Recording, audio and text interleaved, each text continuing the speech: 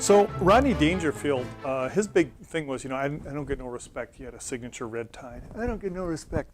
Well, I can tell you that mask ventilation, when it comes to airway management, is the I don't get no respect kind of a thing. When people talk about managing the airway, it's always, let's intubate. Let's put the laryngoscope in. I got to get the tube in and stuff. Well, you got to walk before you run, and mask ventilation will probably actually save more lives than intubating in the course of your career. So let's not leap into intubating. Let's focus on good mask ventilation. Mask ventilation will, first of all, that's the first thing you can do. You can always mask ventilate, while they're getting the equipment. That'll often stabilize your patient. It'll often make intubating easier. And why is that? If you're trying to intubate someone and they're desaturating, they're going to hell in a handbasket, your head is going to not be particularly relaxed. Whereas if you can mask someone up first and get their SAT at least up somewhere in the 90s, you're going to be much more relaxed when it comes to intubating. So masking is something we need to think about and master and focus on when it comes to airway management. It's not something to be skipped or just like, oh, that's just squeezing the bag. It really does matter. So now, a couple things about mask ventilation. First, like everything else, you want to do a history and a physical on the patient to see if there's anything that's going to make mask ventilation difficult. Beards in particular are a real problem. If someone has a big beard or they have a big mustache, or even if they have kind of stubble, I have a little stubble here myself, it can make it hard to get a seal. It can make it really hard to get a seal. So you want to see that. You also want to see if someone has a fixed neck or if they're in a neck collar or some other thing that would prevent you from doing what you like to do, which is extending their head so you can get a nice mask fit. Well, if someone has an unstable neck or they're in a collar, you can't do that. So like everything else, you have to do a history and a physical, focusing on not just intubating, but how you're going to mask the person. Do they have a full stomach? If they have a full stomach, you don't want to be masking them for a real long time, but of course, you will mask someone if they're desaturating. Don't, well, I'm just going to sit here and let them desaturate. So for all those reasons, history and a physical, which is a part of everything else in medicine, is very much a part of mask ventilating too. Now, what's one of the things you can really do, particularly in patients who have a larger BMI? Well, one of the things that can really help is tilting the patient up.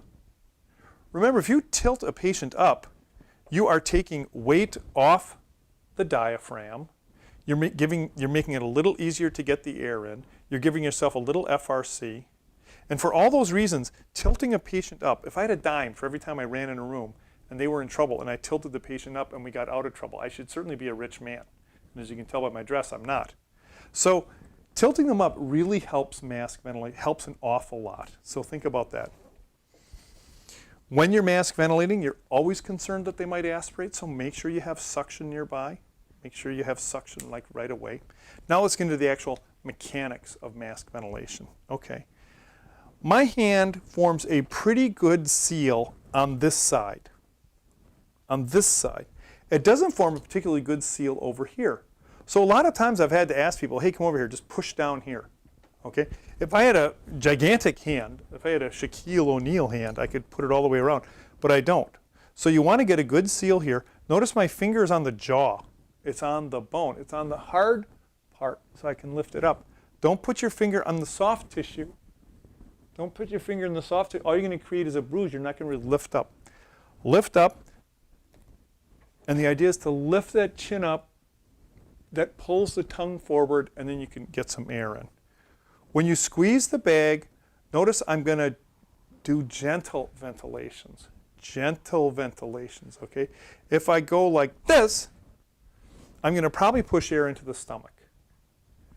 This is no way to ventilate. Also, the literature on CPR has told us that hyperventilation impedes venous return and worsens outcome when it comes to resuscitation. So you want to, how many times do we breathe? We breathe maybe 10 or 12 times a minute.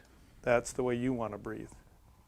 If you see that you're not moving air, if you don't see end-tidal CO2, if you have access to that, if you don't see the chest rise, if it just doesn't feel right, then adjust something. Adjust their head. Notice how I extended. Again, can't do that in case of neck injury. Extend the head, see if that helps. If that doesn't help, here's an old trick that I've only seen in one book, and the book I wrote. Tilt their head to the side. A lot of times when people can't mask, somehow if you just tilt their head to the side for some reason, I don't know why, it really helps. Tilt their head to the side. And we have airway adjuvants too. You can always put an oral airway in. You can always put an oral airway in. There's 100 ways to put in an oral airway, but the idea is to make sure it's lifting the tongue up. Don't just jam it in there, in which case it could actually worsen things. So make sure this is like that. And you mask away. Another thing that helps a lot of times when people have particularly a lot of soft tissue caving in, say an OSA patient or a patient with a big BMI, a nasal airway helps too. Being very aware of the fact that this can cause a nosebleed. So, patients on Plavix, you're going to think twice about this. But with these adjuvants in, you should be able to mask the patient. Why do I dwell so long about masking? Well, let's say you can't intubate. You might have to mask for a long time. Or you might want to mask until, say, another airway expert comes. Or you want to mask until you can get a fiber optic in the room. So it's really worth spending some time making sure you really can mask ventilate a patient. Now, I'm going to focus now on my left arm. And I'm going to say, let's say we encounter a situation where we really can't intubate and we got to mask for a long time. Maybe you're at a facility. You graduated, you're at a facility, there's no anesthesia guy readily available, there's no fiber optic, you have to mask for a long time. If you mask like this, I don't care how good a shape you're in, your arms are going to get tired, okay, if you have this kind of claw-like thing. Whereas if you, watch me how I lean back now. See this? See how relaxed that is? What I'm doing now is I'm just leaning back. I'm holding the jaw. I'm leaning back. All the work's being done by my tendons up here in the shoulder. It's not being done by my bicep and by my hand muscles, which will get tired. Lean back. This is very similar to someone if you've ever water skied. If you water ski, you basically lean back, right? You lean back. And you can water ski all day like that. If you try to water ski like this, you're going to cramp up and not going to be able to water ski very long.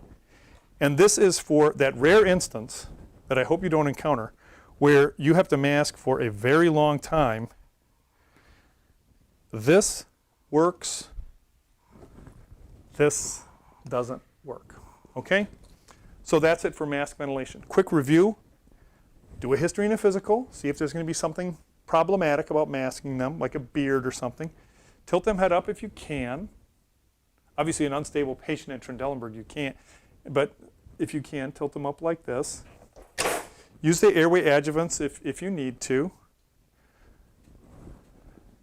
Get that, see how I got that head in a good position? Get that head in a good position. Squeeze slowly. Don't do that. Squeeze slowly. Tilt their head to the side if you're not getting air in. And then put an oral and or a nasal airway in if you can't get any air in. So that's a little review on mask ventilation.